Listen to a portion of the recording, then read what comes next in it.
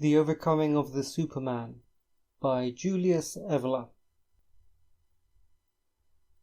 The facility with which ideas lacking any real consistency sometimes acquire an evocative force, to the point of becoming a sort of alibi for the passions, is amazing.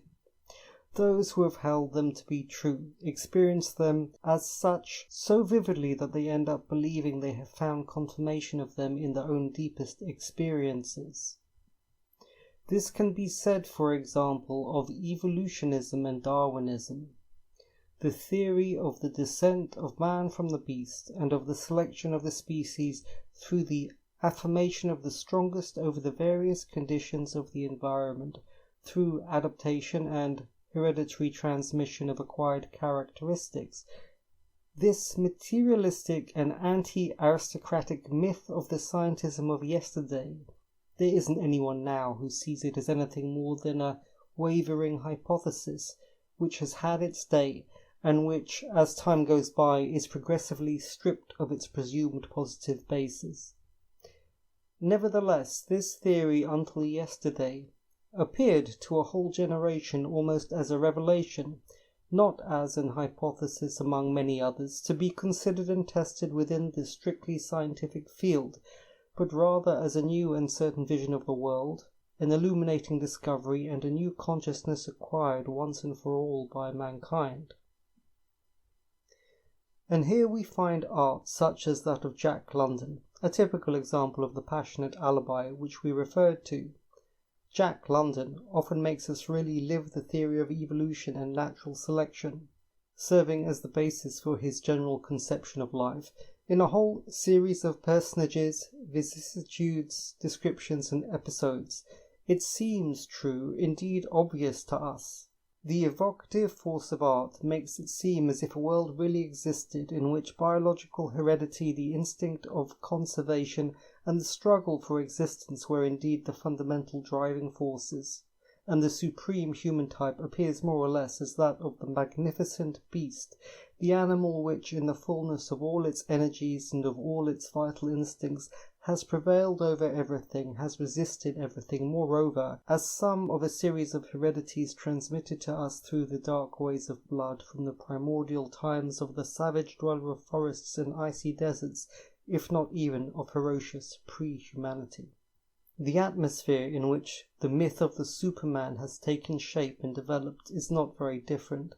This is due in part to Nietzsche himself. We say in part because the philosophy of Nietzsche is made up of elements which are much more heterogeneous and varied than most people realize. It is, however, undeniable that the evolutionist superstition with its biological appendices has greatly influenced one aspect of Nietzschean thought which is far from peripheral and which is naturally the worst. And it can be said that, until yesterday, what had been most widely understood in Nietzsche is generally this aspect, precisely because it was the one which was most directly connected to ideas prevalent in our time. The Nietzschean theory of the Superman is an appendix of naturalism, and as such is something which belongs by now to the past, and taken as it is, could only succeed in diverting the aspirations of the best of the new generation to the extent that it begins and ends in the religion of life, or better, in the superstition of life.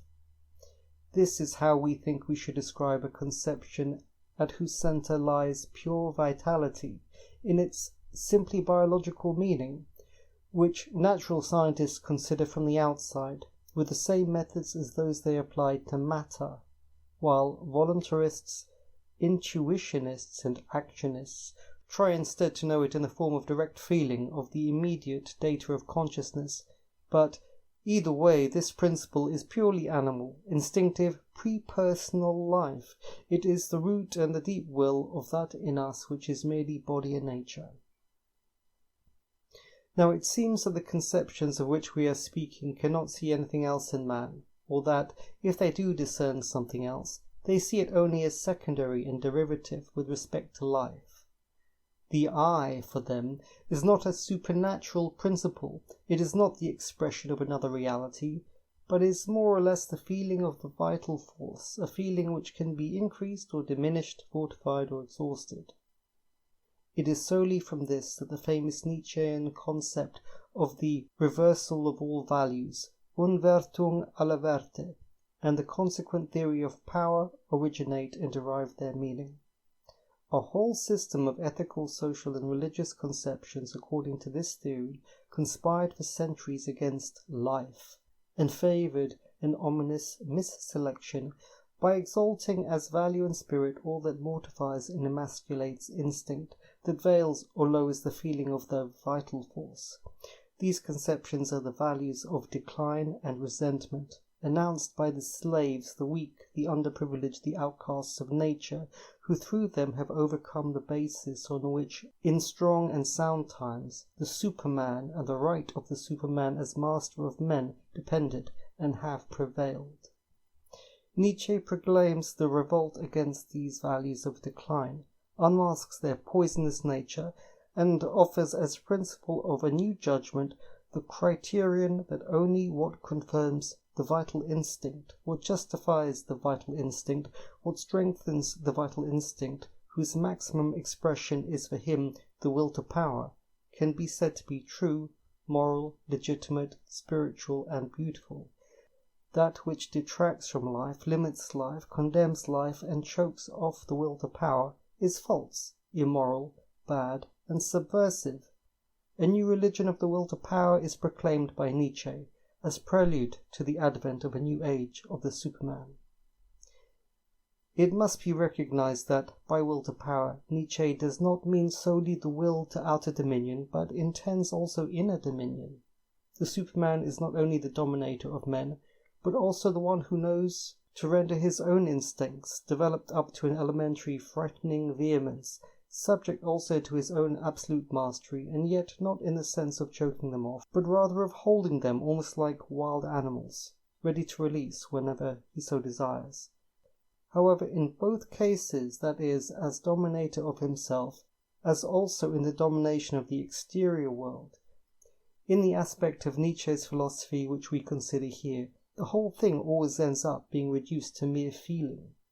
The value of the will to power, arduously developed through the paths of both good and evil, through the most extreme tests, bounded only by the most insane limits, ruthless both towards itself and towards others. This value is always that of an increased and exacerbated feeling of life, of an I which draws its self-consciousness and its self-confirmation from nothing else but this wild feeling of itself.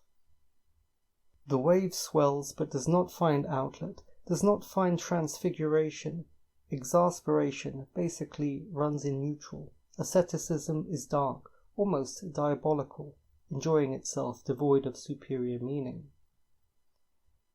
One commentator on Nietzsche, George Simmel, has spoken about vicissitudes in which the extreme intensity of life transforms itself and almost changes into a different quality, or more than life.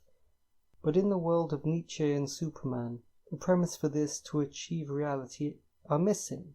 There is lacking an idea, a point of reference which acts, so to speak, as transformer in the circuit of life, and which actualizes it as light, as supra-life, as revelation and affirmation of everything supernatural.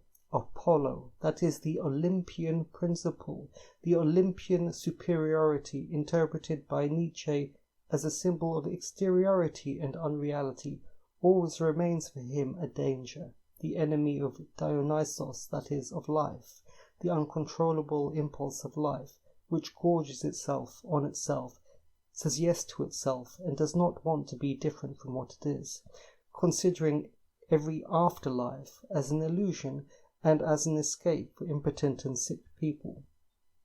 The circle remains closed, and we remain convinced that, since he evoked, even though unconsciously and on the speculative plane, an apex of life to whose intensity only a supernatural point of reference could be adequate, and since he did not possess such a point of reference, so that this intensity, forced back in itself, so to speak, caused a short circuit, we remain convinced that this situation was what really led Nietzsche to a tragic end, to madness.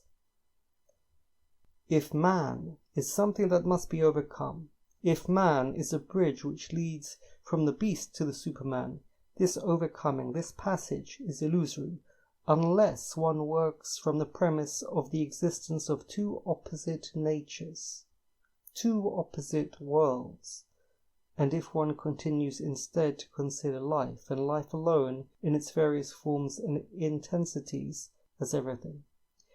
Today, racism seems to build upon the worst aspect of Nietzsche's heritage, in that it tends to reduce every value to our biological basis, to make life, blood, and race the measure and condition of every spiritual form, and thus falls into a distorting reductionism which quite simply closes off the path towards true overcoming and true superhumanity.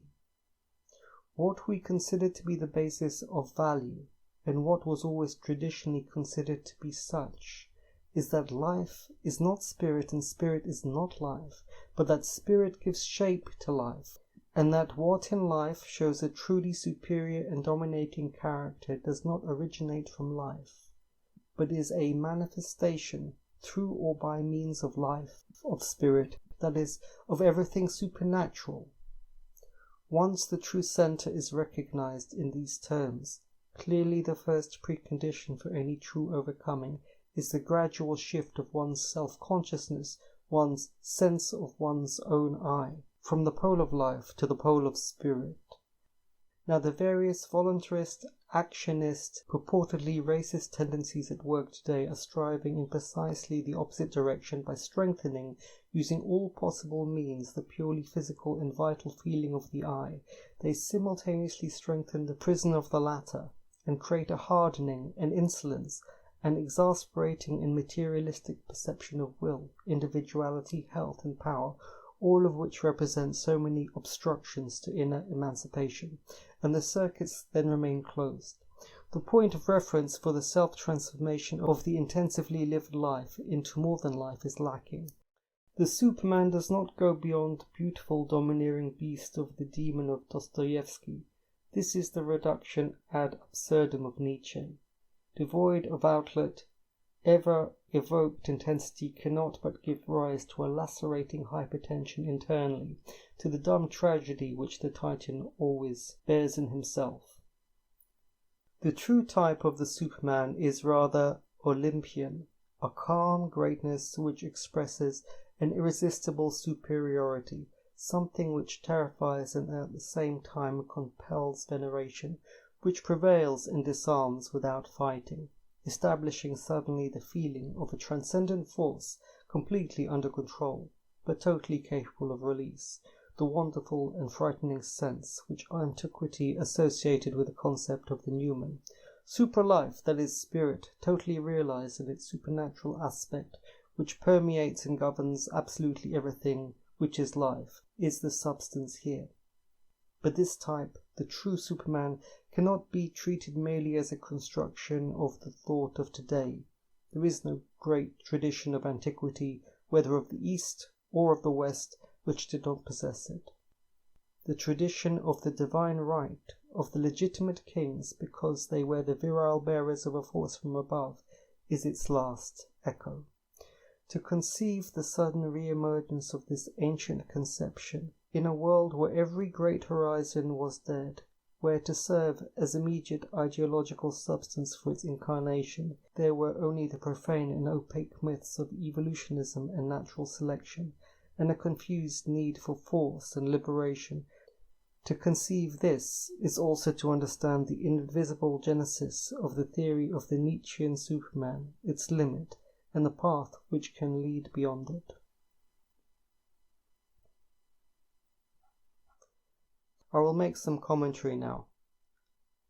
Evola is referring to the sense of the Roman Senate with its ease and power, its ancient sense of superiority that commands respect.